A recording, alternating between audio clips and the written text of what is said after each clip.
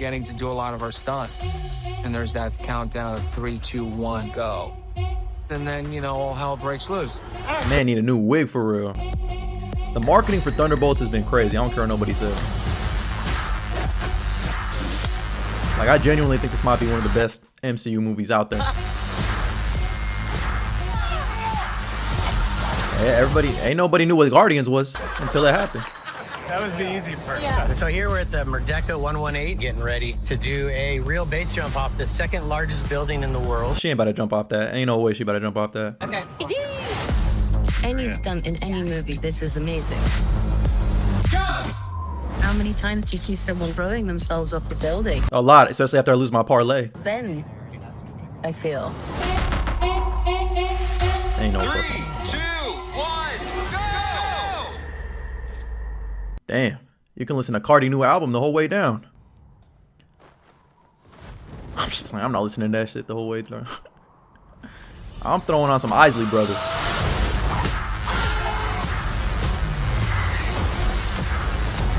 Nah, this is crazy. She really did her own stunt. So much fun.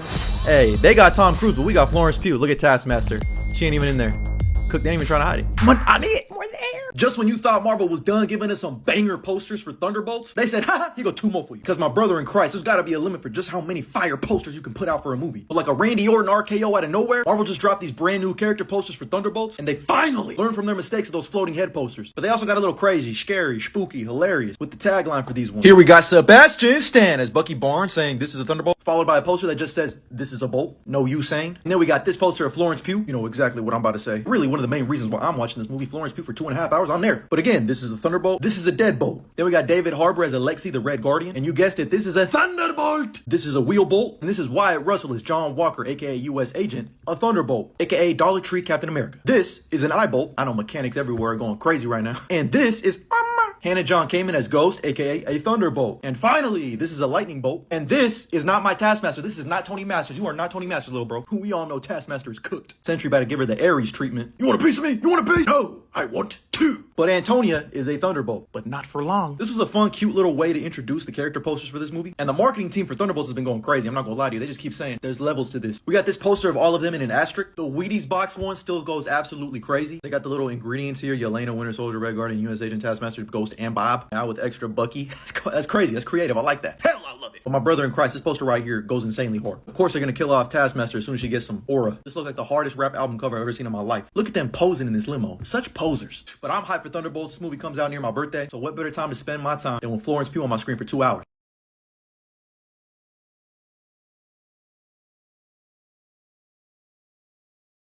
It's time for us to acknowledge that Thunderbolts might end up being one of the greatest MCU movies in history, because we just got a whole lot of brand new details for the movie thanks to Empire Magazine, and all the information they revealed makes me really believe this movie's gonna be peak. And me and you, we gotta talk about it. So like I mentioned from the top, the Thunderbolts cover the latest issue of Empire. We got this dope new cover of them chilling in a limousine. Why did I say it like that, limousine? Here's a textless version of the cover. I removed my big ass head out of the way in case you want to crop it. And why do they got so much aura? This looks like a rap album cover. I mean shit, damn near everyone in this damn limousine have been mind controlled or manipulated by their government, or super soldiers who have been mind controlled, manipulated by the government. And they ain't the Avengers. They ain't got high tech or money. They just got. Don't rush him if I press the button. Too drippy to scuff. The blick in the duffel, it came with a muzzle, so why would I? We also got this poster for Empire Magazine. I just love this so damn much. Look at the detail. The Empire cover has a little asterisk at the end of the E. You got bullet holes everywhere, and yeah, they're floating heads, but this is how you do a floating head poster, because it's paying homage to classic Avengers covers. And I think that deserves a goddamn salute. Removing that big ass head out of the way in case you want to crop this again. But now on to the juicy, ayo, new details that we just got. We got Florence Pugh herself saying that the tone of Thunderbolts is like a quiet, badass, indie A24 feeling assassin movie with Marvel superheroes. Ah yes, my favorite director, A24. And I'm not gonna hold you at this point. We gotta start talking about A24 being the greatest director of all time. And for everyone who doesn't understand satire, that's a joke. This issue of Empire also gave some brand new images for the Thunderbolts. Here we got Yelena Belova, Mommy, and Bob looking at something surprised. They might have uncovered a secret. Mommy, so nice I had to say it twice. We're getting 2 hours and 20 minutes of Florence Pugh in a lead role in a Marvel movie. Oh my! And here are the Thunderbolts after they kick names and take ass. Where have I seen this movie before?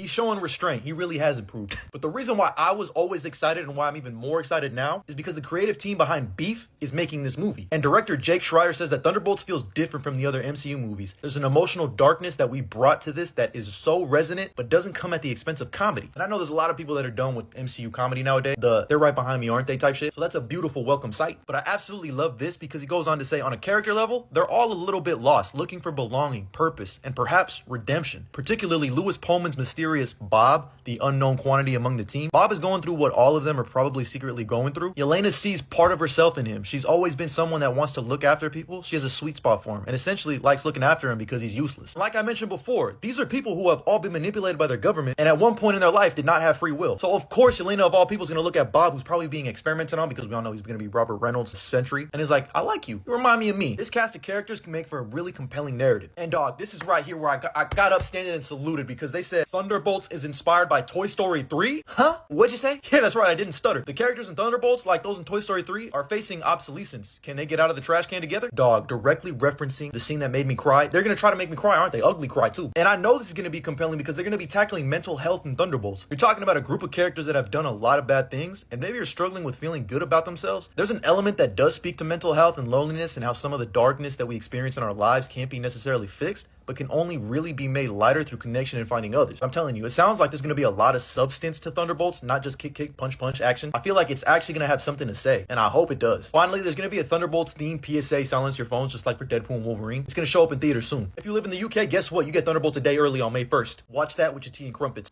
And on top of that, if that doesn't have you excited, guess what? Thunderbolts just recently had some test screenings that has Marvel super excited about this movie because the test screenings are overwhelmingly positive. We even got a report from industry insider Jeff Snyder that Marvel is really confident that this is a really, really good movie, like one of their best. They just have no idea how to market it, which would also explain why they announced that they were going to be in Avengers Doomsday. Because listen, I know a lot of people were like, I think this kind of spoils Thunderbolts, the fact that we know these characters are going to make it into Doomsday. But what it also does is help people be like, dang, these people from this movie are going to be in Doomsday, so I should go watch Thunderbolts. It's a smart marketing strategy, even though, you know, it is kind of a spoiler because we all know who's getting cooked in that movie. The only person who didn't get announced for Doomsday. Not my Taskmaster, though, so I'm not even mad.